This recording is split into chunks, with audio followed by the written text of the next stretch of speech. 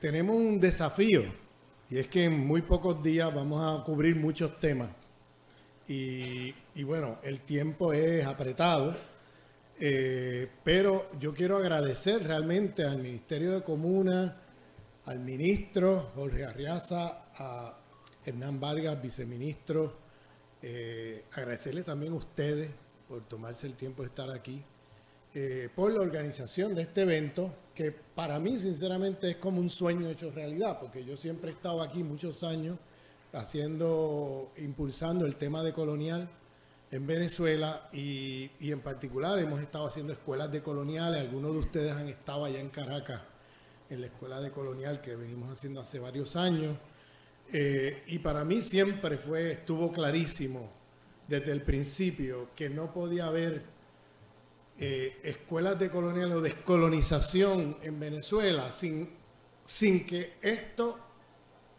arraigara o arraigue el tema de colonial en las comunas y los comuneros venezolanos. Porque yo he visto siempre el proyecto comunal como un proyecto decolonial. Voy a explicarlo aquí. Muchas veces hacemos cosas decoloniales sin saberlo.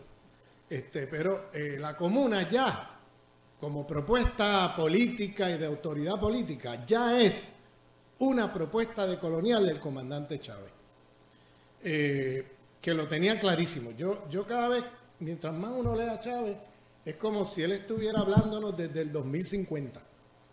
Y uno empieza a descubrir cosas que él decía hace rato, mucho atrás, ¿no? Hace años, que uno las descubre como, mira lo que dijo Chávez aquí, de cosas que ocurren después, o cosas que adquieren relevancia, importancia después. Y es como si él estuviera en el 2050 hablándonos en el 2005. ¿Me entiendes lo que te digo?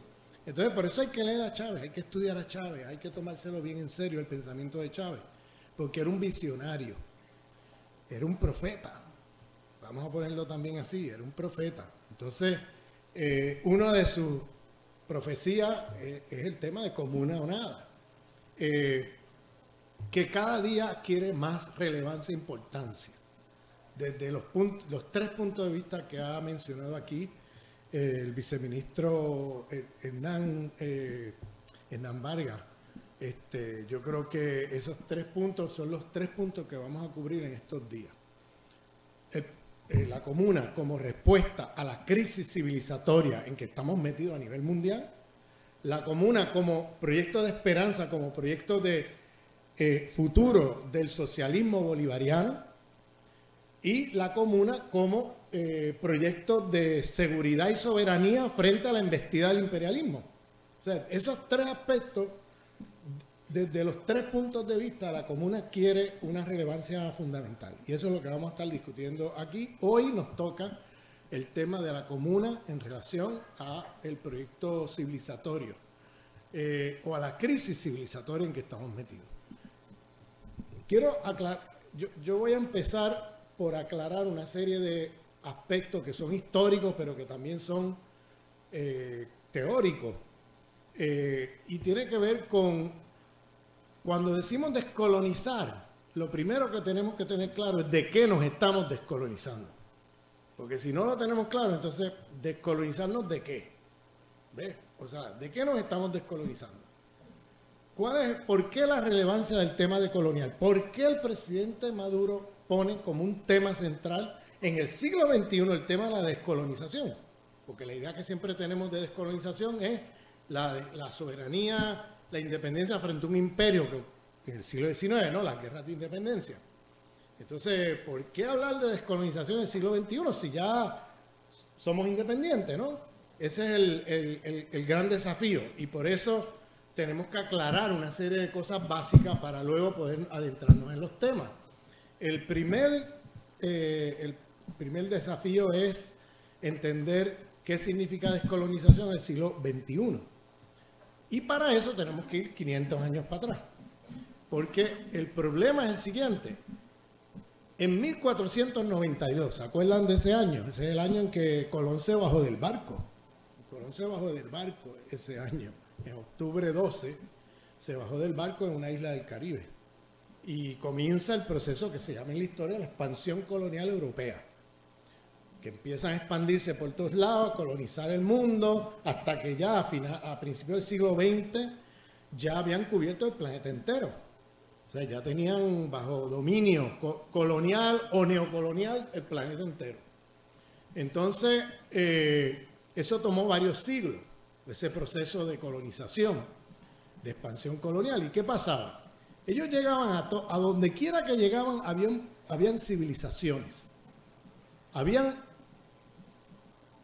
civilizaciones que se montaban en su gran mayoría en proyectos comunitarios, en proyectos de formas de autoridad política comunitaria, comunal, en gran parte del mundo. Las civilizaciones a nivel planetario tenían varias nociones allí que con la colonización se destruyeron, se perdieron. La primera cosa que tenían claro era una visión holística, integrada entre humano y naturaleza. Es decir, la idea de que cuando nosotros vamos a producir algo, tenemos que tomar en cuenta que la tecnología que pongamos allí en uso tenga allí la racionalidad de la reproducción de la vida. Porque si tú haces tecnología que va a destruir lo que tienes alrededor, pues lo primero que estás haciendo es destruyendo la vida humana y la vida no humana, la vida en su sentido integral. Entonces, esa idea, independientemente de las diferencias de todas las civilizaciones que existían antes de esta, esa idea holística la compartían todos los pueblos en sus diferentes cosmovisiones. En el caso de nuestra América o Abya-Yala estaba la noción de Pachamama, ¿no? El concepto de Pachamama, que era un concepto integral de unicidad, ¿no? Estamos todos dentro de un cosmos y dentro de ese cosmos coexistimos, ¿no? Y la condición de posibilidad de la vida es ese balance entre otras formas de vida y la vida humana, y todos dentro de un solo cosmos. Esa idea estaba en la noción de Ubuntu en África. Esa idea está en el Islam, en la noción de Tawhid. Esa idea ya está por todos lados. Independientemente de las discrepancias entre esas cosmovisiones, tenían en común esa idea de que los humanos coexistimos con otras formas de vida dentro de un solo cosmos. ¿Qué pasó? Cuando los colonizadores llegan a las Américas y luego se expanden por Asia, África, por todos lados, llegan con una idea dualista, una cosmovisión dualista, no holística, no integradora, sino dualista, que separa la vida humana por aquí y la vida de la naturaleza por allá, ¿no? Las formas de vida por allá. Ese dualismo, esa separación, creó una idea muy estúpida con la que hemos estado por los últimos 400, 500 años, que es lo que hoy se conoce como el dualismo cartesiano. René Descartes, el primer filósofo moderno, siglo XVII, René Descartes, él se plantea una filosofía que entiende, por ello un dualismo entre la vida humana y las otras formas de vida. Las otras formas de vida las considera cosas, no seres vivientes, sino cosas, objetos, que son medios para otro fin, no son fin en sí mismo. Bien, en la visión holística, las otras formas de vida, lo que llamamos en Occidente hoy naturaleza, no eran cosas, eran sujetos, eran seres vivientes. Y no son medios para otros fines, sino que son un fin en sí mismo. Porque si tú lo instrumentalizas como un medio para otro fin, ya está ahí la racionalidad de la destrucción de la vida. Y si tú piensas que la vida humana está aquí y las otras formas de vida por allá, y que por tanto la vida humana está aislada, se reproduce aisladamente de la naturaleza alrededor tuyo, pues toda tecnología que tú produzcas a partir de esa premisa va a tener allí la racionalidad de muerte, de la destrucción de la vida, porque vas a mirar la naturaleza como un medio para otro fin y como algo que tú puedes destruir. La vida humana sigue, porque has concebido la vida humana como si estuviera aislada de lo que te rodea. Y por tanto, se crearon tecnologías que no tenían pensado allí la idea de que tienes que reproducir la vida alrededor tuyo, en cualquier cosa que tú hagas en relación con la naturaleza, porque si no, vas a destruir la vida. Eso, que parece una idea estúpida, ¿no?, de reproducción de la vida, de una visión holística, que los humanos vivimos en un cosmos, que coexistimos con otras formas de vida, que si tú destruyes lo que tienes alrededor, te destruye a ti. Eso, que parece una idea muy sencilla, eso fue destruido con la expansión colonial europea y con el proyecto civilizatorio que ellos imponen al mundo. Y ese dualismo cartesiano, que estoy nombrando aquí, de hecho, Chávez, en un alto presidente teórico, dice que el enemigo mayor de la humanidad es el cartesianismo. Eso lo dice Chávez. Yo estoy seguro que cuando Chávez dijo eso, eso fue el primer alto presidente teórico, en 2000, no me acuerdo, 8, 9, no me acuerdo, nadie le paró, como muchas cosas que decía Chávez, que la gente lo oía y no le paraban a muchas cosas que decía. Y mira lo que él estaba diciendo, el cartesianismo es el peor enemigo de la humanidad. Y eso es lo que estamos apuntando aquí, cómo el cartesianismo, esa cosmovisión dualista, está destruyendo la vida en el planeta Tierra. Porque toda tecnología tiene cosmología. Si usted se va al piso 19 del Ministerio de Ciencia y Tecnología, hay una pared allí enorme con la cita de Chávez que dice: no hay tecnología neutral. No existe neutralidad en la tecnología. Porque, señores y señoras, toda tecnología tiene cosmología. No hay tecnología neutral que tú dices, bueno, depende cómo la uses, si la usas para bien o para mal. No. Las tecnologías todas tienen cosmovisiones metidas allá adentro. Porque los humanos tenemos todos cosmovisiones. Nosotros vivimos dentro de una cosmovisión, aunque no estemos conscientes de eso. Todos estamos incrustados en culturas, nacemos en una visión de mundo, etcétera, en todo el planeta. En unos lugares son musulmanes, en otros lugares son cristianos, en otros lugares son budistas. ¿Entiendes? Hay visiones de mundo ya metidas allí desde hace rato y ningún humano, aunque no sea creyente, incluso los creyentes, viven dentro de cosmovisiones. Todos vivimos dentro de cosmovisiones. Por eso a mí me gustan mucho los intelectuales musulmanes, que muchos de ellos dicen, yo no soy creyente, pero yo soy musulmán. Espérate, pero ¿cómo es eso? Si eres musulmán, eres creyente. No, es que yo nací y me crié en una cosmovisión islámica. Entonces yo soy un producto de eso, que aunque yo no sea creyente, yo pienso desde esa cosmovisión. En cambio, acá en el mundo más occidentalizado, hay gente que te dice, no, yo no soy creyente, yo soy ateo y yo por tanto no tengo nada que ver con el cristianismo ni con nada, porque como yo soy ateo, pues yo estoy más allá del Dios y el diablo.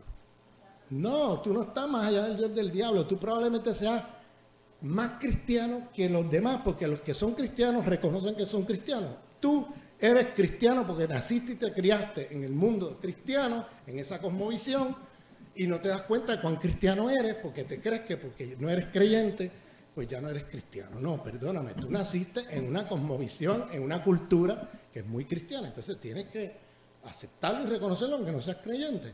Entonces, eso pasa mucho también con nuestra izquierda más occidentalizada, más eurocéntrica, que piensa que está más allá del Dios y el diablo porque dicen que no son creyentes. No serás creyente, pero eres cristiano porque naciste y te criaste en una cultura cristiana, gústete o no te guste. Por eso yo encuentro a los intelectuales musulmanes mucho más honestos en eso, cuando te dicen eso. Entonces, toda tecnología tiene cosmología. Y la tecnología que se ha usado y se ha privilegiado en el mundo occidental es una tecnología informada y construida a partir del dualismo cartesiano, que tiene allí, como he explicado, la racionalidad, la destrucción de la vida, porque no piensa en reproducir la vida, porque piensa que todo lo que está alrededor es dispensable. La vida humana sigue porque la ha pensado de manera estúpida, como insulada de todo eso que te rodea. Por tanto, puedes destruir todo lo que te rodea y la vida humana sigue. Eso es la creencia de esa cosmovisión. Llevamos 400 años en eso y estamos mirando el desastre ecológico planetario. ¿Bien? Entonces, fíjense como algo como eso, el dualismo cartesiano. Si no nos descolonizamos de eso, ustedes comuneros que están en la producción, cuando hagan tecnología, tengan una visión holística de eso. Sálganse de la idea de que esto es un medio para un fin y ya, sino piensen que cuando producen tecnología tienen que pensar en que no estén destruyendo, sino que tenga allí la racionalidad de la vida. O sea, cómo esta tecnología me va a ser útil para hacer esto o aquello, pero tengo que tener los cuidados de que no esté yo destruyendo el medio ambiente en que estoy metido, ¿no? Porque muy fácilmente, con estas ideas civilizatorias que tenemos todos en la cabeza, ¿bien? Porque hemos nacido y crecido en esta civilización moderna occidental, pues no tenemos los cuidados de estas cosas, podemos terminar con las mejores intenciones del mundo haciendo un proyecto comunal destructivo de la vida. ¿Te fijas la contradicción? Entonces, tiene que haber ahí una conciencia holística de que cuando hagas tecnología tengan los cuidados de que no estés destruyendo la vida a tu alrededor, porque en última instancia esa destrucción te va a destruir a ti. ¿Bien? Entonces, eso es un elemento que nos tenemos que descolonizar, porque si no tenemos los días contados en el planeta Tierra. Descolonizarnos del dualismo cartesiano, empezar a pensar en formas holísticas de pensamiento, de cosmológica, en la relación entre humano y naturaleza. Bien, eso es un ejemplo, por ejemplo. Pero ¿qué pasa? El proyecto civilizatorio, la expansión colonial europea, cuando llegó a todas las tierras que llegó, se encontró con civilizaciones y las destruyeron a todas. No fue que llegaron y respetaron lo que había allí. Llegaron e impusieron su civilización, destruyendo la otra. Donde quiera que se metieron, en todos los lugares que colonizaron, se encontraron con civilizaciones que existían antes que ellos, pero cuando llegaron las destruyeron. Esas civilizaciones tenían formas de economía, formas de autoridad política, formas cosmológicas de la noción de humano-naturaleza, formas, espiritualidades, tenían formas de pedagogía, tenían diferentes formas de hacer las cosas, y eran civilizaciones distintas unas de otras, pero los colonizadores europeos, cuando llegan, se las encuentran ahí y lo primero que hacen es destruirlas e imponer la suya. Bien, entonces eso es lo que tenemos que empezar a mirar con cuidado para saber de qué nos estamos descolonizando. Una de las cosas que hicieron fue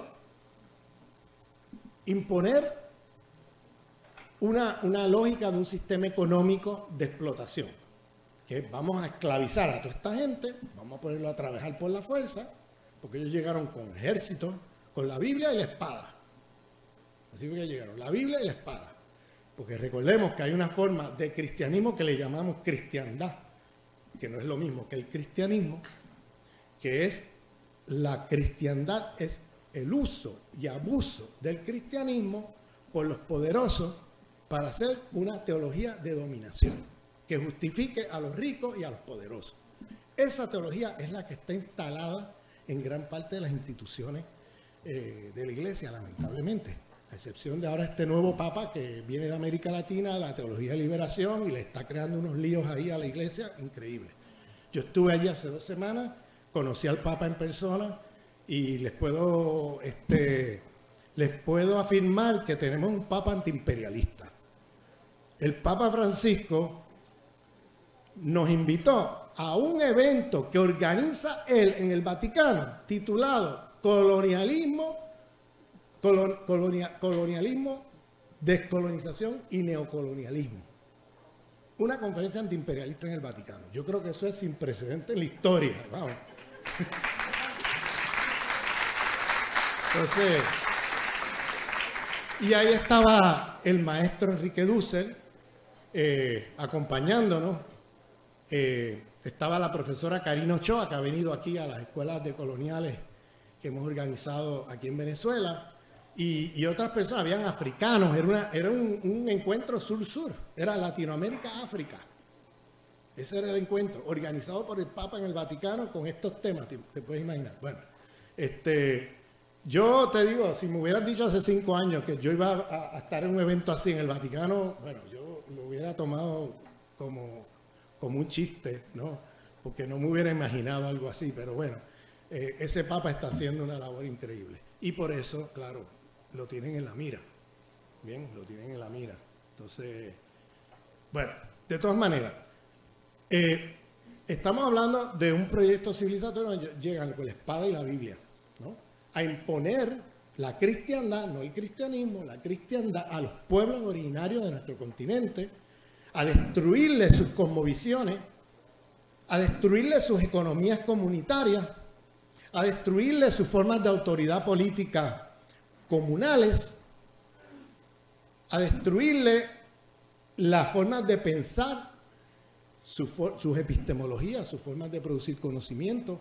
Esas civilizaciones de los pueblos originarios aquí estaban mucho más avanzados que los europeos en la época en términos de civilización material, en términos científicos, en términos de la medicina, en términos de la astronomía, en términos, o sea, el calendario maya era el más preciso del planeta Tierra, con capacidad de predicción de eclipses lunares, eclipses solares, y fenómenos atmosféricos como ningún otro en el planeta Tierra. Capacidad de medicina, quizás sean operaciones de cerebro, ¿sabes?, un montón de cosas que no nos las cuentan. Eso no nos lo cuentan. ¿Ustedes saben por qué? Porque lo que nosotros leemos sobre esas civilizaciones son los fake news, las mentiras de los cronistas que eran enviados por el rey para acá, para ellos hacer, eran casi todos de la cristiandad, no de la teología de liberación, sino de la teología de dominación de la cristiandad. Y esa gente llegaba acá, casi todos teólogos de la cristiandad, curas, que llegaban y tomaban y escribían y hacían textos sobre lo que supuestamente ellos veían de estas civilizaciones. Y entonces la cantidad de mentiras y fake news es impresionante. Y todavía nos creemos que eran caníbales, que se comían unos a otros, que, bueno, una cantidad de cosas que uno se queda con la boca abierta de los fake news.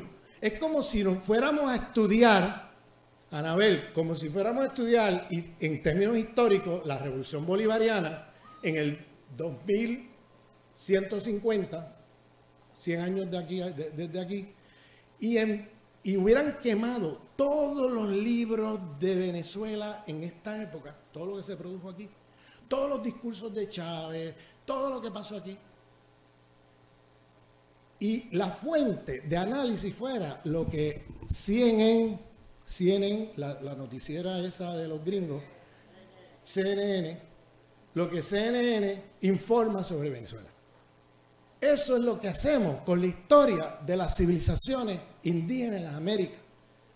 Agarrar los fake news de los cronistas y luego pasarlo como libros de historia en nuestras escuelas, para luego creernos todas las mentiras que decían, que eran salvajes, que era gente ignorante, que era gente primitiva, cuando en términos civilizatorios estaban de lejos mucho más avanzados de la Europa oscurantista de esa época.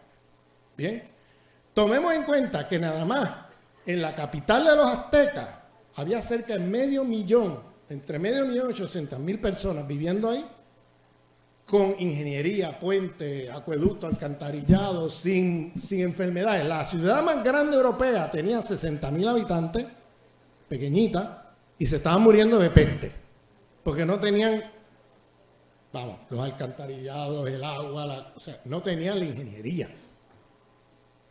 En nuestros pueblos habían ciudades de medio millón de personas y nadie se moría de eso, porque estaban muy avanzados en la ingeniería. O sea, vamos, podemos ir punto por punto en todos los avances que tenían, pero nos han hecho creer que no, que ellos eran los civilizados y los avanzados y nosotros los primitivos.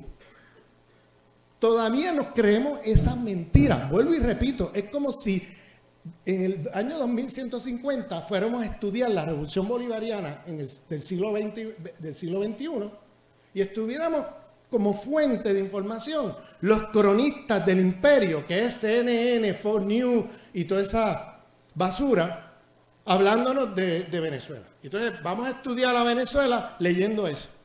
¿Te puedes imaginar las conclusiones que vamos a hacer sobre el proceso bolivariano? Eso es lo que estamos haciendo con nuestros pueblos, agarrando los fake news de los cronistas y repitiendo las mentiras.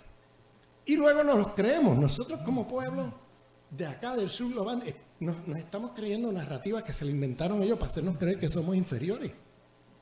¿Te fijas? Entonces, ahí viene el tema del racismo, que ellos también, en la expansión colonial, no fue solamente que te esclavizaron para que produzcas una mercancía para vender por una ganancia en el mercado mundial y crean el mercado mundial capitalista, que también formaron allí jerarquías raciales, donde están los superiores y los inferiores.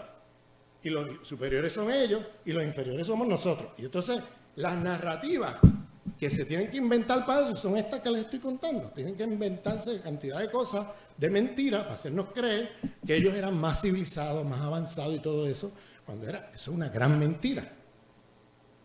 Entonces,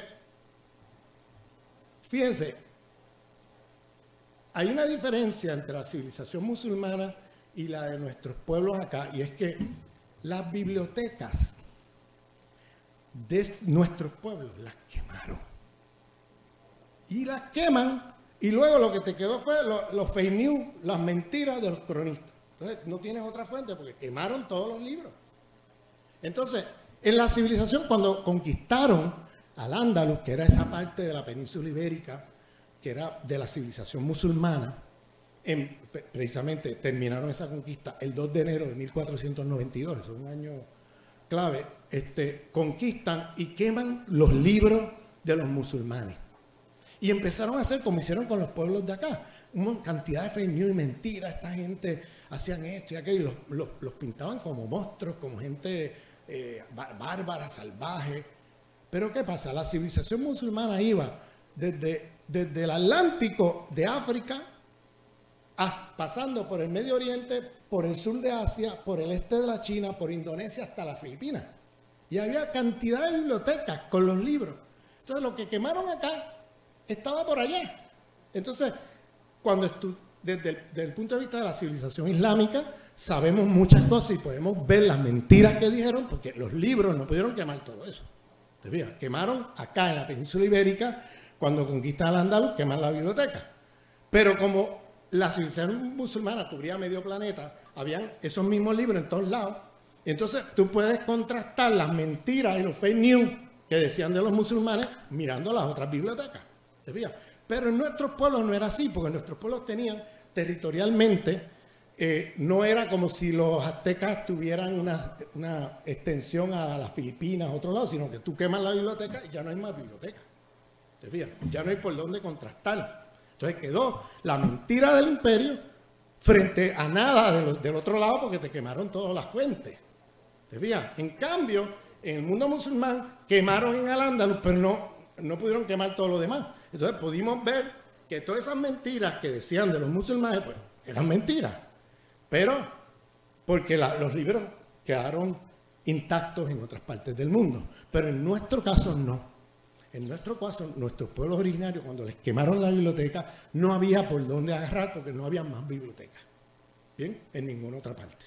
Y se quedó la mentira de ellos frente a la nada de nuestro lado. O, en todo caso, la historia oral de nuestros pueblos, la memoria de nuestros pueblos, que es lo único que quedó allí. ¿Bien? Entonces, pongo esto de ejemplo para decir, miren, la expansión colonial europea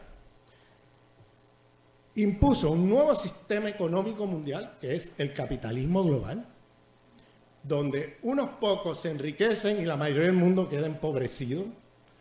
Esas civilizaciones que les estoy nombrando, a las cuales ellos llegaban, no había hambre, no había pobreza, ¿no? Porque eran sociedades colectivas, comunales, redistribución de riqueza, había mecanismos de balance.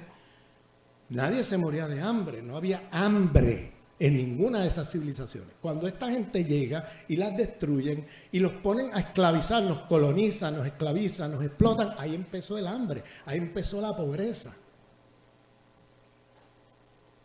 ¿Sí? Y entonces lo primero que nos tenemos que descolonizar es de la memoria histórica y de las narrativas de la historia. Ese es el primer paso que tenemos que hacer para poder echar adelante un proyecto descolonizador y empezar a desmontar todas esas narrativas que nos han metido a través del sistema escolar. Porque eso que escribieron los cronistas no se quedó allí en los libros de los cronistas, que eso luego pasó como si fuera una fuente histórica válida que luego pasa a nuestras escuelas. Y luego son nuestros niños y nosotros, como cuando fuimos niños, los que escuchamos todas aquellas mentiras. ¿Se acuerdan de aquella de que, no, Colón descubrió que la Tierra era redonda y que en ese momento era plana y este tipo era un héroe que se jugó la vida porque creían que se iba a ir a un precipicio? Por favor, en aquella época, pero muchos siglos antes, ya se había demostrado que la Tierra era redonda.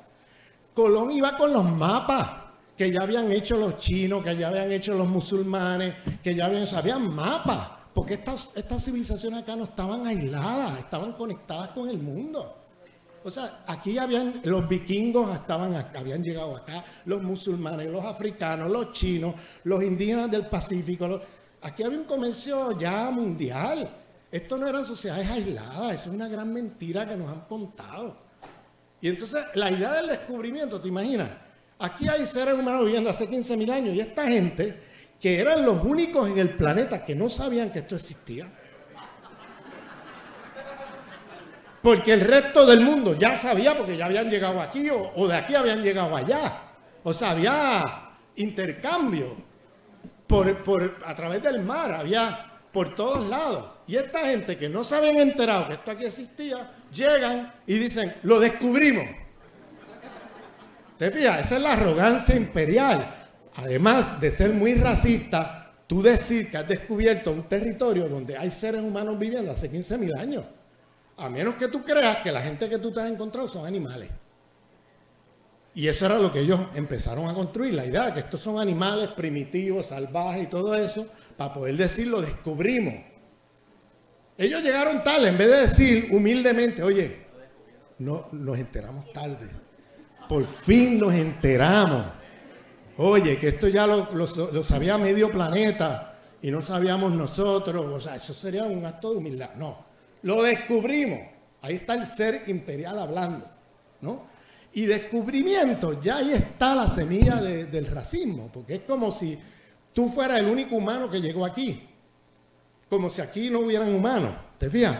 Ahí está ya los problemas planteados. Entonces, impone un sistema racial de dominación, impone un sistema económico de explotación, imponen un patriarcado, porque hay que decirlo. Acá no había patriarcado. En las sociedades, en los pueblos de nuestra América, pueblos originarios, en sus civilizaciones no había patriarcado. Las relaciones entre mujer y hombre eran complementarias, no eran de dominación. Entonces, el patriarcado de la cristiandad se coló para acá y lo tenemos metido por ojo, boca y nariz. Nosotros acá. Hasta el día de hoy. Pero eso no existía aquí. Eso lo impusieron ellos aquí. Eso también pasó en África. Eso pasó en muchas partes del mundo. Entonces, eso también hay que decirlo. Que el patriarcado no es una cosa que está allí desde Adán y Eva. No, cuidado. Eso es una cosa de los últimos 500 años. Eso no existía antes. Las mujeres y los hombres se relacionaban de manera complementaria. No había dominación, abuso, ni explotación, ni nada de eso de hombres sobre mujeres. Eso no existía. Había un respeto enorme en esa relación, complementariedad en las relaciones hombre-mujer. O sea, todo eso son cosas que nos llegan aquí con la colonización. Eso es el veneno que metieron para acá. ¿Bien? Hasta el día de hoy. Y dígame quién está, que levante la mano el que esté libre de pecado. Te fijas lo que decía Jesucristo, ¿de acuerdo? Aquí todos, de alguna manera, hemos estado nacidos y criados en esas nociones patriarcales y eso es algo que nos tenemos que descolonizar de eso. No hay descolonización sin despatriarcalización. ¿Bien? Entonces, tenemos que descolonizarnos de las formas de producción de conocimiento, donde lo que piensan los europeos siempre es superior y lo que pensamos nosotros es inferior. Ellos son los que tienen la verdad, la realidad y además ellos saben qué es lo mejor para ti. Luego ellos te dicen que es lo mejor para ti. Cuidado, porque eso que ellos dicen es mejor para ti es lo peor para ti. Porque es un diseño y un proyecto imperialista, colonialista, que sigue hasta el día de hoy, aunque la administración colonial haya desaparecido. Entonces, entrando ahora en el tema de esta escuela, que es el tema de la autoridad política. Ellos destruyeron las formas comunitarias. ¿Y qué impusieron? Formas jerárquicas, porque esa gente lo único que conocían eran monarquías con reyes. Eso es lo que esa gente conocía. Porque allá en Europa también hubo procesos comunitarios y comunas, y las destruyeron. Las destruyeron en la época de la cristiandad con los reyes católicos y toda esa cosa. Por toda Europa destruyeron las comunidades. Hicieron algo que probablemente ustedes lo habrán oído por ahí marginalmente, pero fue muy central en Europa.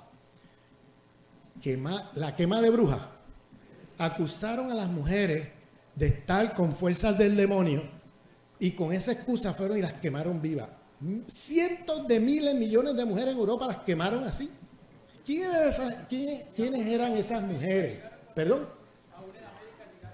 Y llegaron con eso para acá y acá quemaron un montón de mujeres con el mismo cuento.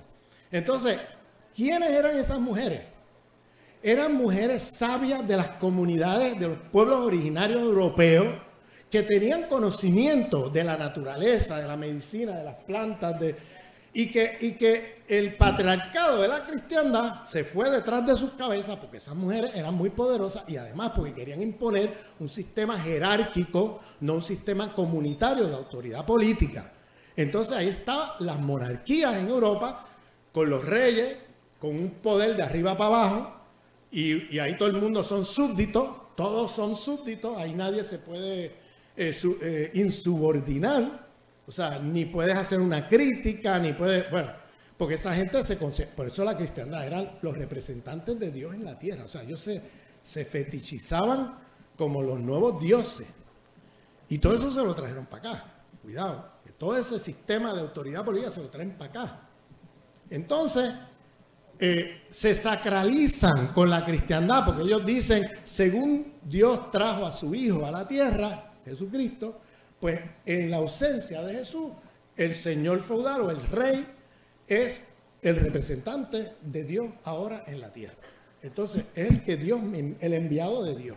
Entonces, imagínate tú, ahí ya no hay posibilidad de crítica, de nada, porque si tú criticas eso, enseguida te quemaban vivo, porque estabas con las fuerzas de Satán y del demonio y no sé qué. Entonces, los científicos, no se podía hacer ciencia. Si un científico se ponía a hacer experimentos con la naturaleza o cosas así, este está jugando con las fuerzas del demonio, y lo quemaban vivo. Entonces, estamos hablando de un proyecto civilizatorio oscurantista. En su primer momento era súper oscurantista. Entonces, aprendieron de la ciencia de los otros pueblos. Ellos no tenían ciencia. La habían destruido. ¿Y qué hicieron? Extractivismo epistémico. ¿Qué es el extractivismo epistémico? Según las industrias extractivistas, ¿no?, de que van con las multinacionales a robarse los recursos de los otros pueblos, pues el concepto de extractivismo lo estamos aplicando a la producción de conocimiento. Se robaron conocimientos de los otros pueblos, porque ellos no tenían ciencia, ellos no tenían filosofía, ellos estaban en la cristiandad, en la teología de dominación, donde no se puede hacer gran cosa, porque te acusaban de estar con el demonio y te quemaban vivo. Y los científicos andaban escondidos y con miedo, porque tenían miedo que si decían cualquier cosa que no le gustara a la iglesia, te quemaban. Te quemaban vivo, la Inquisición iba, te torturaba y te quemaba. Entonces, ese tipo de sistema fue con el cual llegaron aquí. Bien. Y agarraron a nuestros pueblos originarios, le destruyen sus civilizaciones, los esclavizan e imponen esta civilización de muerte. ¿Por qué de muerte? Porque han asesinado y siguen asesinando a millones de seres humanos. ¿A costa de qué? Del 1%, que son los que se enriquecen y se benefician de la dominación y explotación del planeta entero. Pero además, porque tienen allí lo que expliqué al principio, ese dualismo cartesiano que es destructivo de la vida, en las maneras como ellos producen. Entonces, tiene que haber, en ese sentido, un proyecto. El proyecto comunal tiene que tomar en cuenta todas estas cosas a la hora de pensar la descolonización. ¿De qué nos estamos descolonizando? nos tenemos que descolonizar de las formas de dominación patriarcales en las comunas. No puede ser que los hombres estén en las comunas decidiendo por las mujeres o en contra de los intereses de las mujeres, o que las mujeres queden desplazadas del proceso asambleario. O sea, vamos, pues estamos reproduciendo ahí las cosas que nos trajeron los europeos para acá. ¿Te fijas? No puede ser, tiene que haber un sistema ahí igualitario al interior de la comuna en ese sentido, porque de lo contrario reproducimos otra vez todo contra lo cual estamos luchando. Nos matamos entre nosotros mismos. Además nos dividimos innecesariamente. ¿Para qué? ¿A quién beneficia esa división? No es a nosotros, es al imperio, pero bueno. Luego, tenemos también divisiones raciales entre nosotros. No, que este tiene la piel más oscura. Ah, este tipo, o este tiene la piel más clara, o este tiene... Y empezamos a reproducir lógicas ahí al interior de un proceso comunal racista. Entonces, vamos, no puede ser que tengamos un proceso comunitario, comunal, con racismo. Que eso es mutuamente excluyente. Tenemos que entendernos como seres humanos, como hermanos y hermanas, como dicen los pueblos originarios andinos, de la Pachamama. La Pacha es la madre naturaleza. Y los hijos somos todos hermanos y hermanas. Y tenemos que romper con estas cosas. Tenemos que romper con la idea también de esto que hablamos del dualismo cartesiano, para que tampoco estemos haciendo producción comunal destructiva de la vida. Vamos, ese es otro absurdo. Tenemos que tener también una subjetividad comunitaria, comunal, que no sea que nos relacionemos unos con otros como si fueran cosas, como si fuéramos cosas instrumentales que vamos a usar para mi beneficio. ¿Cómo yo me beneficio? Entonces ya estamos en un proyecto individualista, egoísta, donde como yo me... O la comuna de aquí, que mira la de allá en competencia capitalista. No, yo voy a... No, aquellos me están haciendo la competencia. Yo voy ahora... No, aquí tenemos que hacer un proyecto comunitario, comunal, donde nos veamos como hermanos y hermanas y donde colaboremos y donde haya contradicciones, hablemos, conversemos, busquemos cómo resolverlas. Pero no entrar en una competencia capitalista. O sea, si, vamos, ahí es donde viene el tema de la descolonización mental. Pues tú puedes tener un sistema estructural, el más bonito del mundo, comunal, consejo comunal, el más bonito del mundo. Pero si nosotros estamos aquí enfermos con el colonialismo que hemos heredado, con la visión eurocéntrica, colonial, que se impuso aquí por siglos, vamos a reproducir otra vez las mismas lógicas contra las cuales estamos luchando y vamos a destruir el propio proceso comunal. Porque no nos vamos a ver como hermanos y hermanas, nos vamos a ver como competidores en un mercado, ¿te imaginas? Y volvemos a reproducir las lógicas contra las cuales estamos luchando, ahora desde la comuna. ¿Te fijas? Entonces, oye, el tema de colonial, esto es una cosa profunda y seria. Por eso estoy empezando por aquí, un poco para que nos familiaricemos con el tema. Esto no es algo que yo me descolonizo quitándome un sombrero, ya me descolonicé. No, no. Esto es una cosa profunda y que toma tiempo que nosotros superemos todas esas lógicas de dominación que hemos internalizado nosotros mismos, siendo las víctimas de esas opresiones y de esa dominación y explotación. Internalizamos lo que los colonizadores y dominadores nos han impuesto como narrativa histórica, como formas de pensar la naturaleza, como formas de pensar las relaciones hombre-mujer, como formas de pensar las relaciones entre los humanos. ¿Te fijas? Por eso es que esto es un proceso civilizatorio. Estamos hablando de una civilización moderna occidental destructiva de la vida. Y en términos de autoridad política impusieron entonces formas autoritarias. Formas autoritarias que las imponen en un primer momento con el colonialismo, con las administraciones coloniales, donde del rey para abajo imponían las órdenes, ¿no? Y entonces nuestros pueblos resistían, pero estaban estas estructuras de dominación que eran militares, políticos militares, que eran las administraciones coloniales, que se impusieron a través de la fuerza. Y ahí imponían lo que ellos decidían, y ahí no se consultaba. Me sigue, ahí no era un proceso comunitario, un proceso autoritario.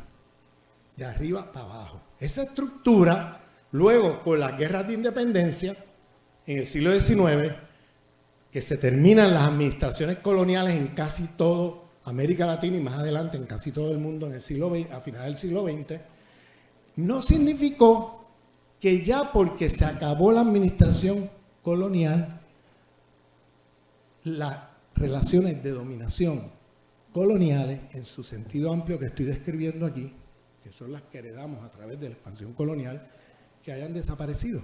Tuvimos una primera emancipación, una primera independencia trunca, inconclusa, porque al otro día de la independencia seguíamos siendo periferias de un imperio, seguíamos siendo dominados por algún imperio, siendo formalmente independientes.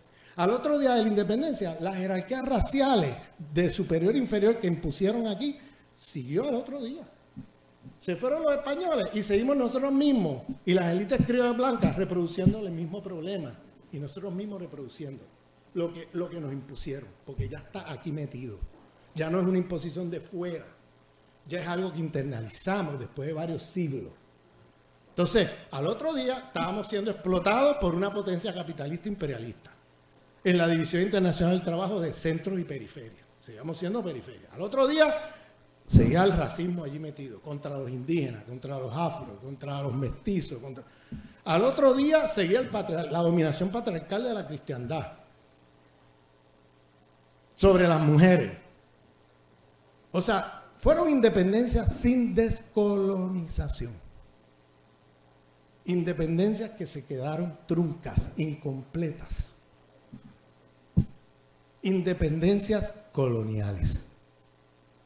Porque nos independizamos formalmente de los imperios, pero luego, al otro día, estábamos en muchos sentidos, la mayor parte de la población, en el mismo lugar que estábamos bajo la colonia,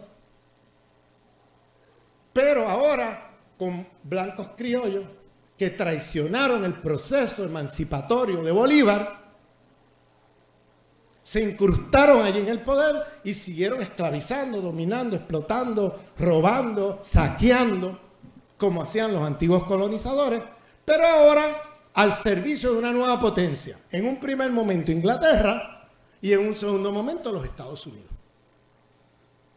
Entonces, son independencias sin descolonización.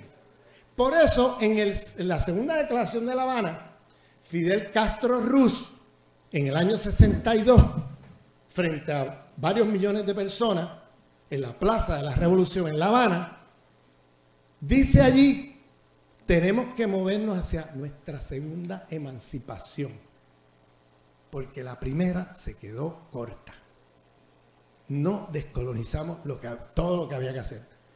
La primera emancipación terminó en estructuras neocoloniales. Neo significa nuevo. Nuevas formas de colonialismo. Nuevas formas de hacer lo mismo.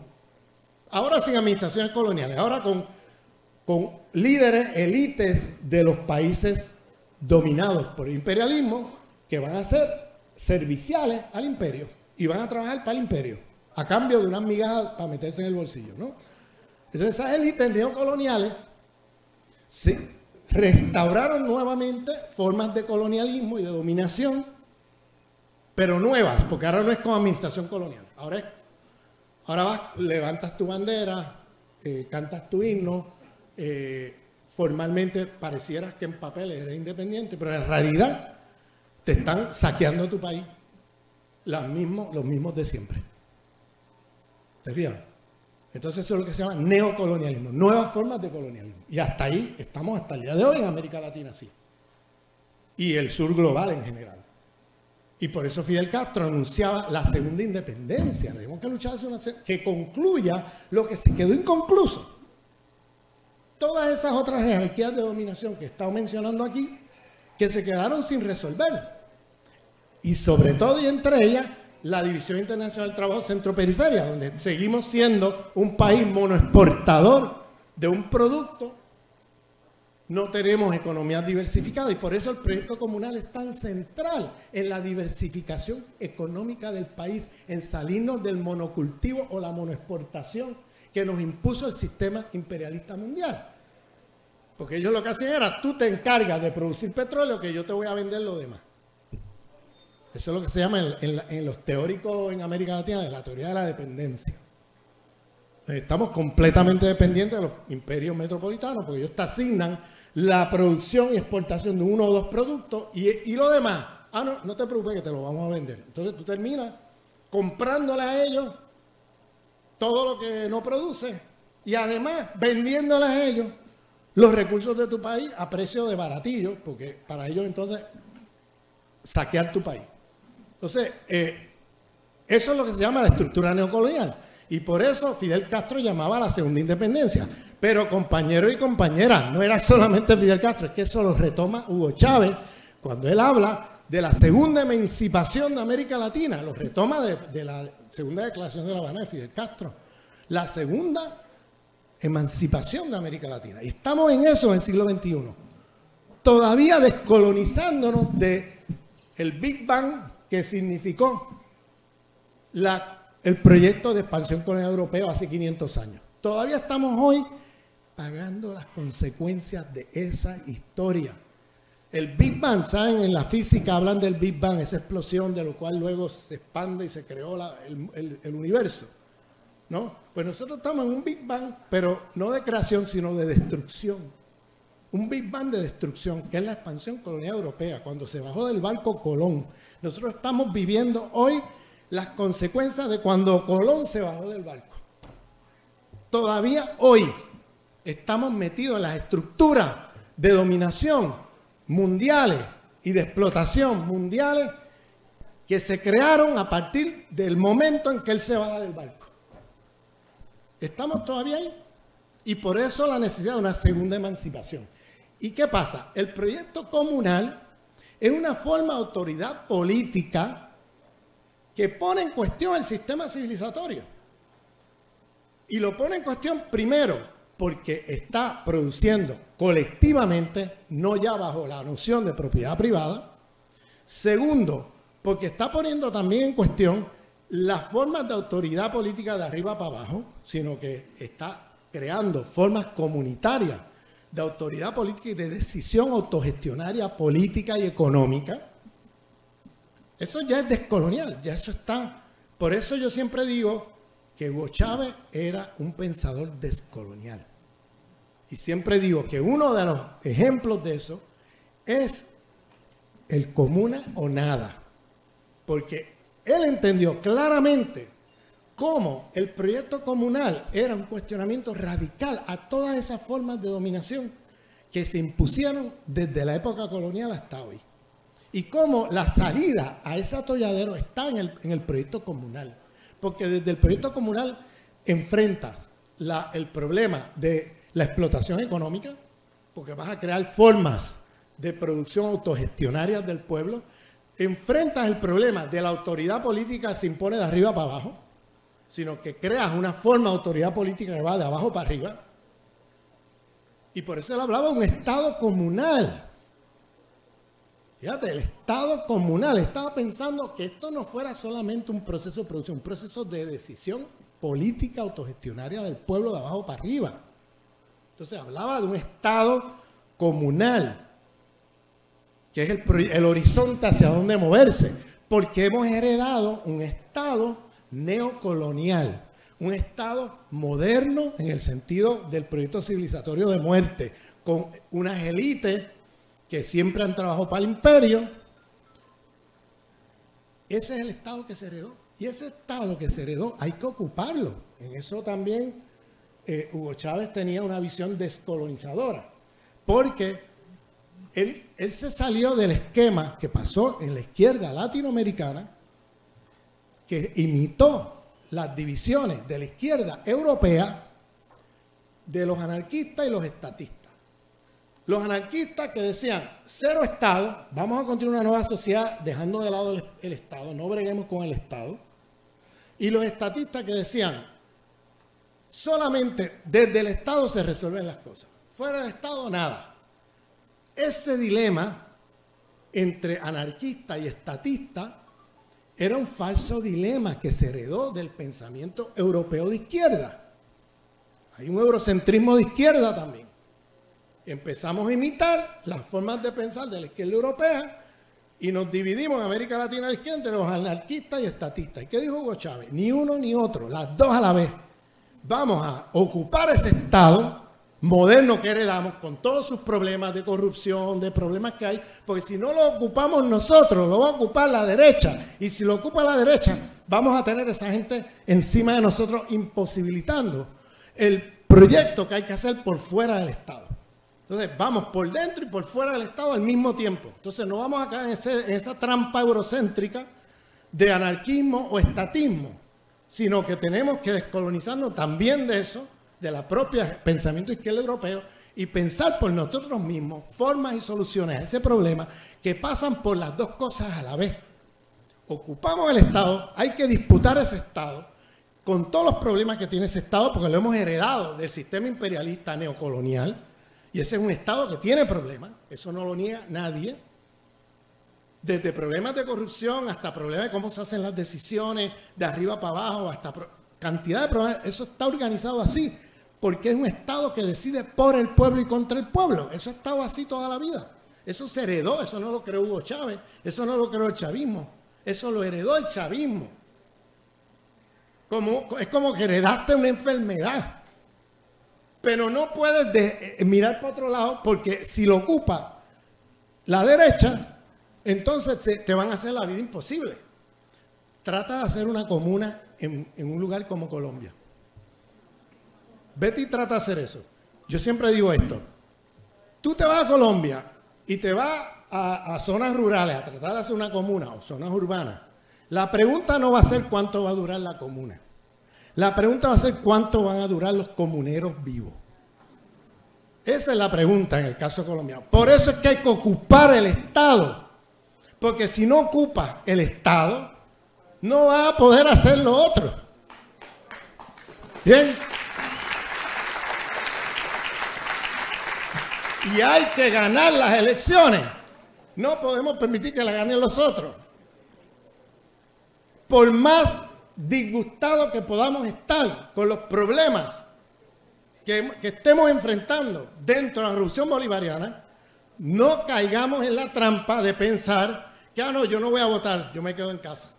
Porque se te va a montar un Guaidó parte 2. Se te va a montar un Guaidó parte 2. Cuidado, atención. Y esa gente viene con sed de sangre. Esa gente viene con sed de venganza. Esa gente viene a arrasar. Entonces, cuidado, atención, no subestime el postulado de que hay que ocupar ese Estado, aunque no nos guste ese Estado. Hay que ocuparlo para interrumpir las políticas de dominación que vienen de ahí. Interrumpirlas.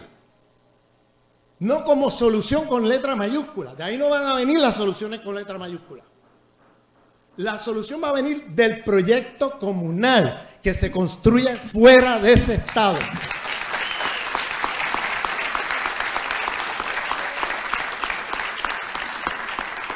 Por eso el proyecto de comuna o nada, porque es que o es comuna o va a ser la nada, ¿sabes? Eso es literal. Tómenlo literal, como lo planteó el comandante. Comuna o nada, porque no va a haber nada si la comuna no se construye y no se construye el Estado comunal. Aquí está el corazón de la revolución bolivariana, en el proyecto comunal. Lo demás es cuento. No perdamos eso de vista. Y tenemos que, no podemos pensar la relación entre ese Estado y el proyecto comunal ahora mismo, en este momento histórico, de una manera anarquista. Porque si lo haces así, dejas de lado el Estado, se te monta a la derecha y te van a destruir todo lo que estás construyendo comunalmente, ¿ves? Y tampoco podemos construirlo de una manera estatista, pensando que ocupando ese Estado va a salir toda la solución a los problemas. No, porque es un Estado que hemos heredado con muchos problemas, que de ahí no van a venir las soluciones. Hay que ocupar el Estado y hay que construir el proyecto comunal al mismo tiempo. Hay que ocupar el Estado para interrumpir las políticas de dominación, para dentro de eso hacer lo mejorcito que se pueda, mientras se va construyendo otro Estado que vaya reemplazando a ese Estado en el poder decisional del día a día político, económico, cultural, en todos los niveles. Y eso es un proyecto de más largo plazo. Eso no es una cosa que vamos a poder hacer por decreto esta noche. No podemos esta noche abolir el Estado. Vamos a abolir el Estado, un decreto en la Asamblea, y vamos a poner el Estado comunal ya hoy. No, eso no es así. Porque al otro día, si tú disuelves el Estado que existe hoy, vas a tener el imperialismo corriendo para acá, ¿no? Si tú disuelves las Fuerzas Armadas, si tú disuelves el Estado tal como existe hoy, te vas a quedar en una situación precaria. Porque ahora mismo el poder comunal está en proceso de construcción y va a tomar su tiempo. Pero ese horizonte no lo perdamos de vista, porque hay que caminar para allá, mientras al mismo tiempo se va manejando y maniobrando la situación con este Estado que se ha heredado. Por eso no nos debemos sorprender de los problemas, vamos a ponerlo así, los problemas que tiene ese Estado en términos de cómo se deciden las cosas, en términos de qué cosas se deciden, qué prioridades ven desde allí y cosas así. Hay problemas ahí, porque un Estado hecho por los poderosos para mandar sin obedecer a la comunidad. Y tenemos que tener formas de autoridad política como la comuna, donde el que manda, manda obedeciendo a la comunidad. Estoy usando ahora los términos del zapatismo, de los pueblos originarios del sur de México. Mandar obedeciendo. El que mande obedeciendo a la comunidad. El que esté ahí de líder tiene la responsabilidad de representar lo que se ha decidido en la asamblea. Y el que no lo haga, para afuera. Que venga otro, se elige a otro. ¿Bien? Es el principio básico.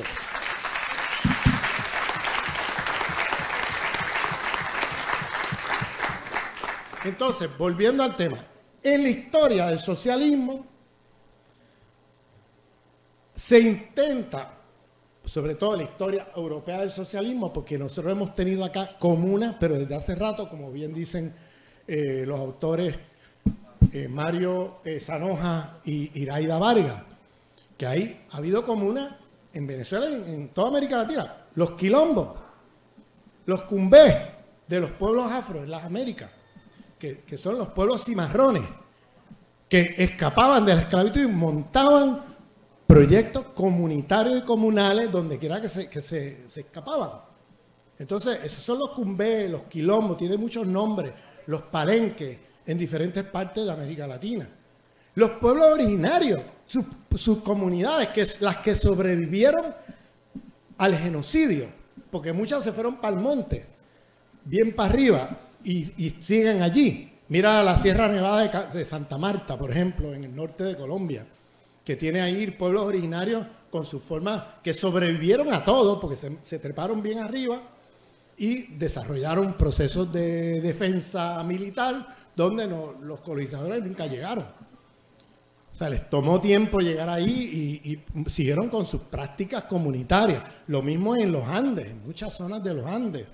¿Sabe? Ahí hay pueblos originarios con sus prácticas comunitarias. O sea, todo eso sobrevivió a la conquista. No fue completamente destruido, a pesar de las intenciones de los colonizadores de destruirlo.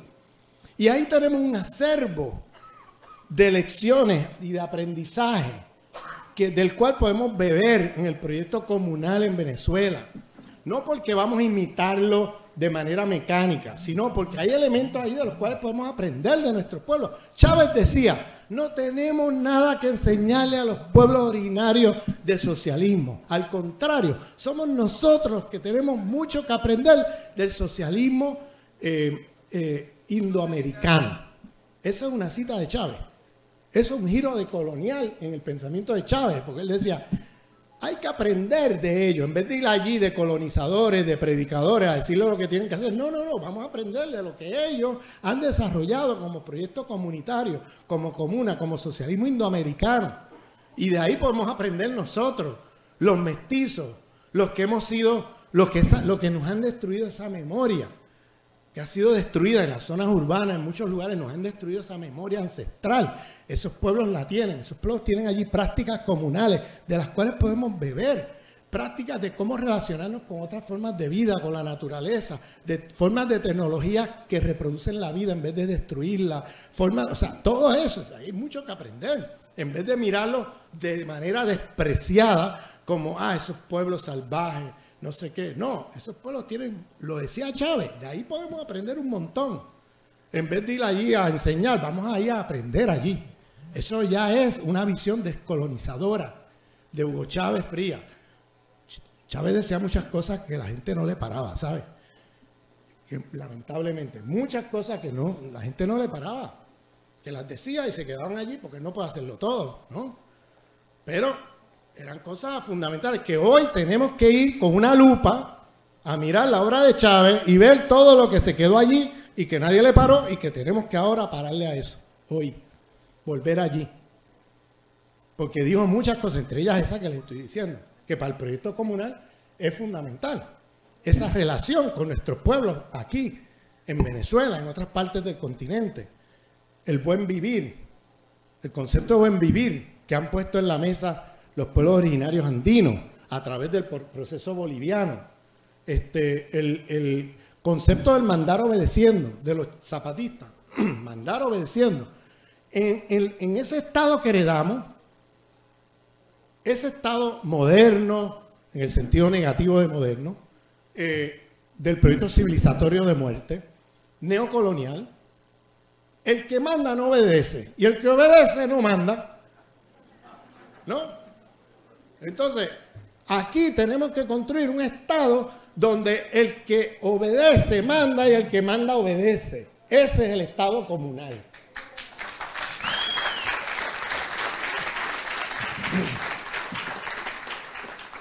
Entonces, cuando miramos el socialismo, para terminar, el socialismo del pensamiento socialista europeo.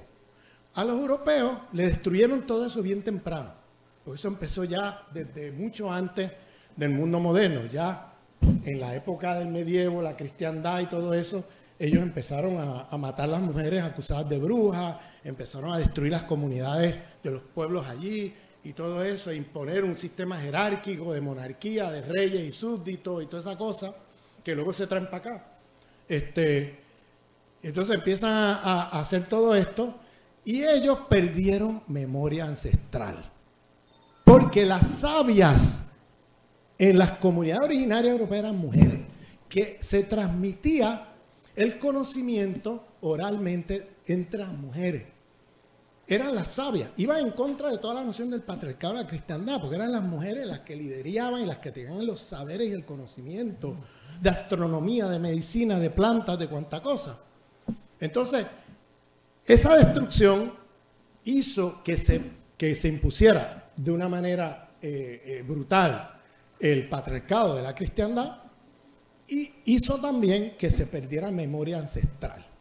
Entonces, ¿qué pasó? Estamos en el siglo XIX, estamos en plena revolución industrial en Europa, están los obreros ahí luchando contra los capitalistas. En el siglo XIX está Marx ahí, y Marx ve la lucha de clases entre obreros y capitalistas. Y el tipo empieza a mirar eso, empieza a estudiarlo, empieza a analizarlo, se mete en las luchas, crea la primera internacional de trabajadores del mundo y empiezan a hacer una organización política contra el sistema capitalista en Europa. Ellos el colonialismo no lo veían, porque como estaban allá adentro, ellos no veían lo que pasaba por acá. El mismo Marx le tomó años ver eso. Al principio él reproducía también mucho del eurocentrismo, pero él poco a poco fue dándose cuenta que la cosa era más grande que lo que pasaba en Europa. Entonces, ¿qué pasa? Empiezan a ver eso y empieza la pregunta. Bueno, ok, vamos a hacer una lucha de clases, vamos a que los trabajadores tomen el poder. Pero, ¿qué significa tomar el poder? Tomar el poder del Estado, de ese Estado capitalista que estamos heredando. Ese es tomar el poder. Bueno, en un momento él pensó que era eso, que era cambiar el mismo Estado moderno, capitalista, con todos los problemas que tiene ese Estado de decisión de arriba para abajo y todo eso que hemos hablado. Pues él pensó, bueno, pues es cuestión de sacar a los capitalistas y meter a los obreros allí. Y pensaba que esa era la solución. Después se da cuenta que no. Porque tú puedes meter un obrero allí y si el Estado funciona de una manera de arriba para abajo, de una manera con lógicas capitalistas y todo eso, tú puedes poner el obrero más radical del mundo allí y no va a funcionar. no vas a moverte fuera de la sociedad capitalista. Y ahí surge algo que él no había pensado, y es el levantamiento en París en 1871, que es la Comuna de París. Era algo que él no había pensado, porque como allí no existían los pueblos originarios, nada de eso, porque los habían acabado, pues él no tenía por dónde mirar, creía que, bueno, es cuestión de agarrar este estado y montarnos allí. Y no, luego se da cuenta que la solución pasa por el poder comunal, crear un estado comunal, un estado donde el pueblo autogestione todo, en la banca, la economía, las decisiones políticas, el parlamento comunal, etcétera. O sea, aquí está la salida a este problema que tenemos, que no sabíamos cómo solucionar esto. Y él ve la solución por ahí, el estado comunal, que es el primer momento donde Marx empieza a hacer la ruptura ya con ese pensamiento eurocéntrico de esa forma civilizatoria de Estado burgués, capitalista, imperialista, en el caso europeo, que era además imperialista, con colonias por todos lados. Y él creía que era cuestión de poner un obrero de presidente, ¿no? Que eso ya solucionaba el problema. No, porque la estructura misma manda sin obedecer. Y el que obedece no manda. Entonces, puedes poner un obrero, puedes ver lo que tú quieras allí. Así funciona.